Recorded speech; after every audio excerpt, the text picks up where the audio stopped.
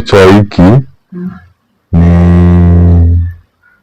niliona tu like nijitenganishe myself na the society, kwa sababu the society perceives sickle cell kama ugonjwa yani umerogwa, sijui atumerogwa, sijui tuko na uchawi. So like people wanakutenga, kuna stigmatization, kuna hiyo depression from the society. Sasa hiyo Recently, the cases of sickle cell disease has become rampant in the country, especially in the lake regions. And today, on our investigative piece, we are finding out why individuals suffering from sickle cell disease are hiding from the public. Welcome, my name is Ken Austin, investigative journalist, Rongo University.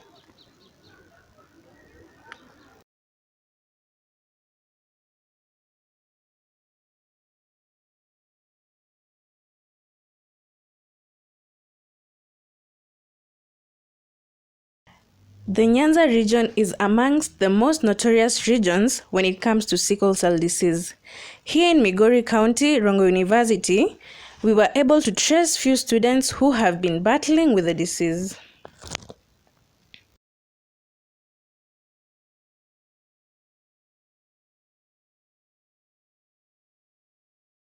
Cell disease is a genetic disorder. By saying a genetic disorder, I mean it's a disease that is passed from a parent to the child, and it affects the red blood cell.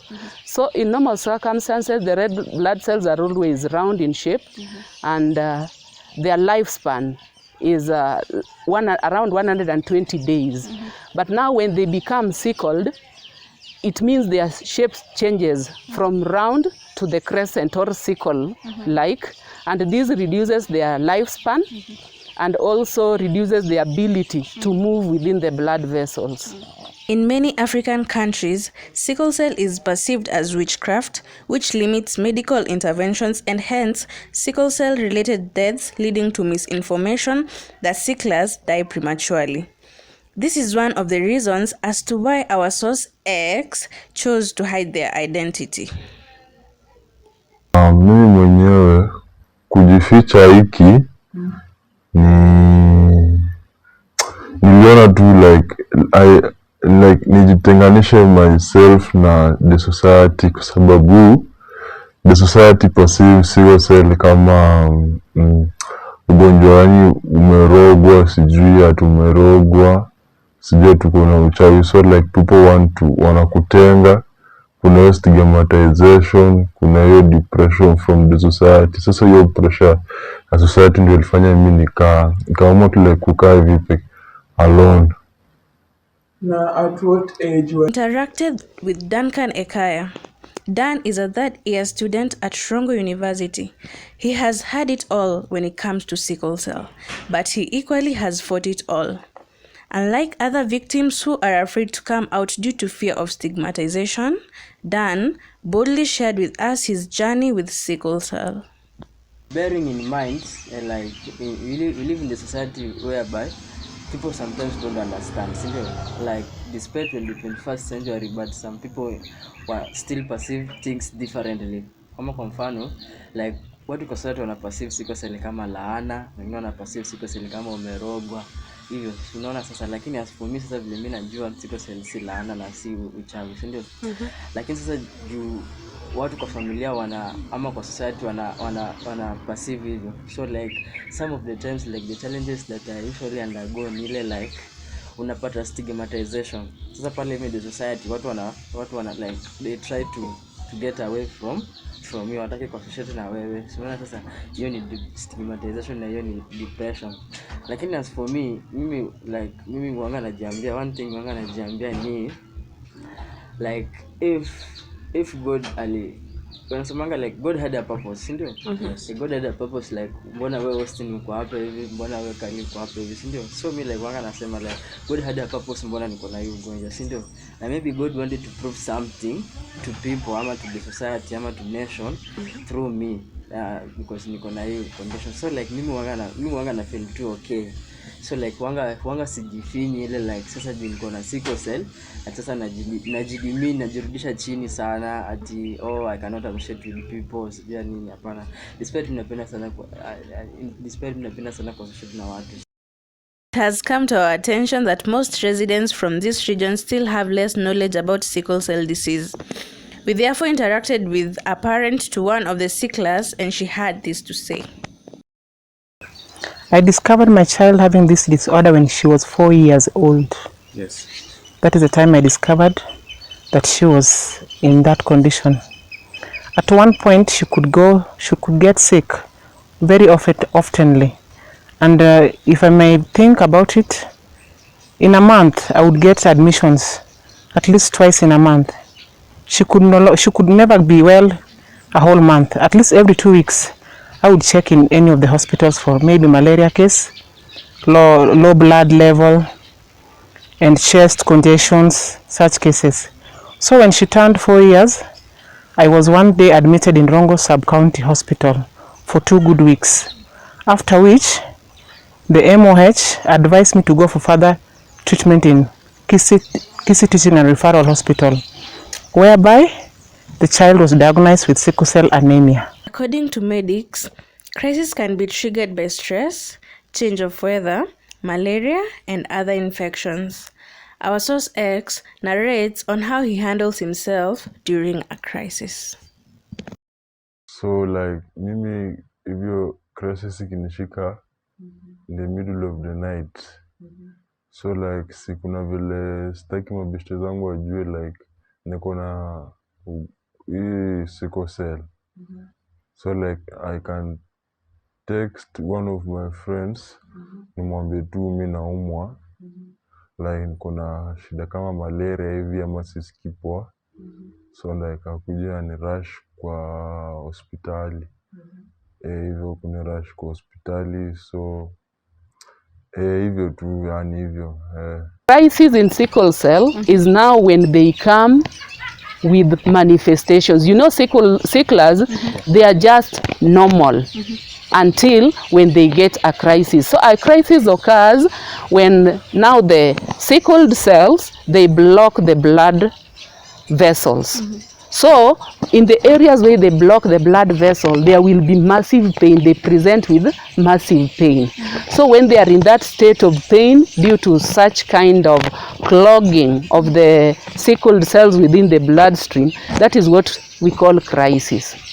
So what are the drugs that can be given to reduce this pain, this crisis? So one, when we get a client or a patient who has come with a crisis, we have to, rule out malaria.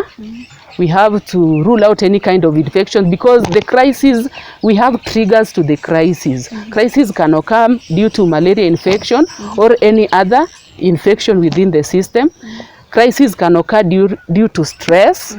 Crisis can occur due to change of weather. So when they come in crisis, we really want to be sure they are not suffering from any of those. So we do tests. Like the malaria test, we can do full hemogram to check when they have any infection, and also to check their level of blood, because sometimes crisis can make them get so low blood level that may need transfusion.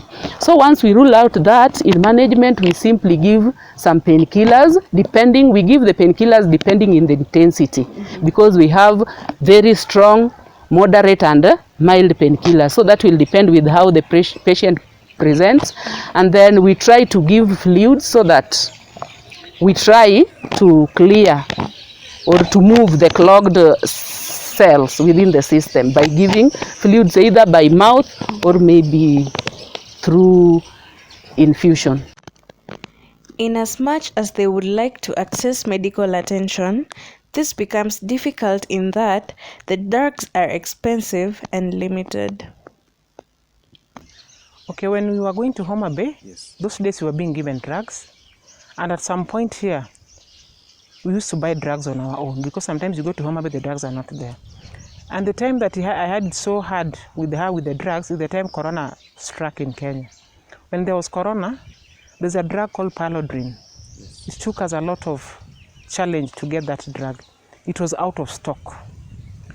And we find that that is the time that most of our children who are sicklers, we could share, were going down, because when you don't have paludrin, and you know that Nyanza is a malaria-prone area, and the child does not take her paludrin every day, you just know that you are at a danger zone with that child. So we had a lot of challenge during Corona period when that drug was not. Even now it is not back still. We are still having some challenges to get that paludrin drug. So that is how we were. Apart from, you have talked about paludrin. So besides paludrin, are there other drugs? We don't have a lot of challenge in accessing the hydroxyurea, the PNV, and the folic. Those are always there. Yes. Yeah, we don't have some problem in accessing those drugs. The setbacks ni zile challenges. Yes. Setbacks challenges ni tuseme hapo pesa, expenses. Unajua like buying these drugs, hydroxyurea is very expensive. So one goes at 45 ama 35. So like imagine you have to take this drug daily na ni 2 kwa siku, na a week has 7 days. So like upige hesabu, like you find in a month kwa hydroxyurea you have to use 5,000 ama 3,000. Sindio? So like hizo ni setbacks, tuseme to expenses stuff, alafu hizi stigmatization, hizi depressions, unaona? Sicklers are at all time advised to take a balanced diet in order to help them cope up with their health condition. In addition to that, they should refrain from some diet which may land them into a crisis. Just like any other normal person, sicklers should be given equal opportunities in carrying out various home chores.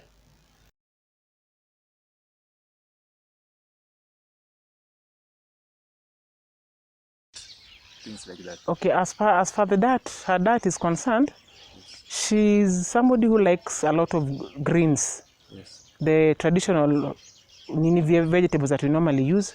We have one like the pumpkin leaves. There's this one called mrenda. She likes taking them a lot. She also likes taking omena. And in her life, she's not a fan of red meat. As we even go for those clinics, we are being advised that children with sickle cell are not supposed to be encouraged to take red meat. So from the time that she had that in the clinics, she doesn't like red meat. She only uses fish, the omenas, those green vegetables for her diet. And beans, those are what she normally uses in her diet. So I know somehow it is very difficult to access some of the drugs which they are using. So how are you managing? Okay, when we were going to Homa Bay, Yes. those days we were being given drugs. And at some point here, we used to buy drugs on our own, because sometimes you go to Homa Bay, the drugs are not there. And the time that I had it so hard with her with the drugs is the time Corona struck in Kenya. When there was Corona, there's a drug called paludrin. It took us a lot of challenge to get that drug. It was out of stock. And we find that that is the time that most of our children who are sicklers, we could share, were going down, because when you don't have paludrin, and you know that Nyanza is a malaria-prone area, and the child does not take her paludrin every day, you just know that you are at a danger zone with that child. So we had a lot of challenge during Corona period when that drug was not. Even now it is not back still. We are still having some challenges to get that paludrin drug. So that is how we were. Apart from, you have talked about paludrin. So besides paludrin, are there other drugs? We don't have a lot of challenge in accessing the hydroxyurea, the PNV, and the folic. Those are always there. Yes. Yeah, we don't have some problem in accessing those drugs. So as we conclude, what advice can you tell sicklers or the caregivers just like you who are taking care of these patients, let me say, these sicklers? Me, I want to advise the caregivers, don't relent. There is life in the sickle cell children. In fact, they can live for long. If you take good care of them and give them their drugs in the right time, yes, I'm telling you they are going to do well and they can survive for a very long period. We should not relent, we should encourage them. Like my girl, she's a person that she does not want somebody to feel mercy on her. Yes. She feels she's a normal child like any other children.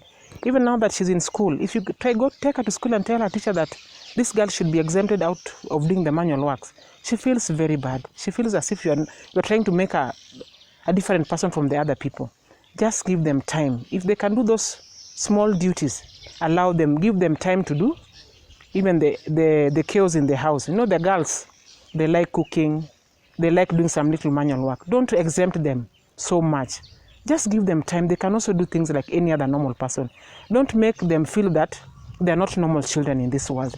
Because even nowadays, they give birth to children. So just be encouraged with these girls or boys. They are normal people. They can survive like other people if you give them time, give them proper care, give them their medicine. They can journey up and be like other people in this world. Me hadi sometimes nafikanga some places before niende hiyo place ya kwenye umesema hiyo question yako ya nutrition. Nafikanga some places like wadi sometimes nakaanga tu kwa hao najifungia tu kwa room like yani unaona tu like nalia tu yangu yote tu like machozi zinatoka tu. Sasa like naona yani ile ukifikiria like your friends kwanza unajua huku hivi ni campus like people wana interact, unaona wase wanaenda mabash, wanaenda masherehe, lakini sasa wewe like uko kwa room peke yako kwa sababu uko na hii fear na hii depression, stigmatization, hautaki watu waelewe. So like sometimes nafika pali na nalia tu sime during the whole day nalia, lakini ikifika at a point tena I come back again to myself again na nasemanga maisha inasonga mbele. Alafu sasa hiyo umesema story na nutrition. So kuna hizi clinics za tunaendanga za Thursday. So like kuna vile tunaambiwanga kuna foods zinabidi tukule. So like kama taking a lot of fluids, taking a lot of fruits, alafu like to avoid easy heavy work, avoid na stress, avoid na tuseme story na hadi unapokuwa kwa stress. Hapo kwa stress mi huanga na avoid hadi mi huanga sideti shule.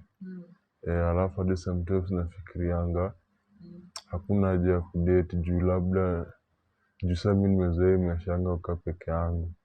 Alafu maybe sasa naonanga huko nje naweza pata mtu mwenye anaweza nielewa kweli. So like hiyo hapo sasa ndio sitaki stress sasa like tuna avoid hizo stress. Alafu tuna avoid kuwa overexcited.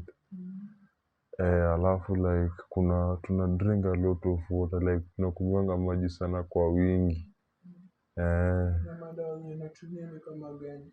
Madawa zenye natumianga natumia dawa kama hii, kuna hii dawa inaitwa hydroxyurea, kuna hii Paldrin, kuna hii folic, alafu kuna hizi painkillers kama tramadol, kuna hizi painkillers kama diclofenac.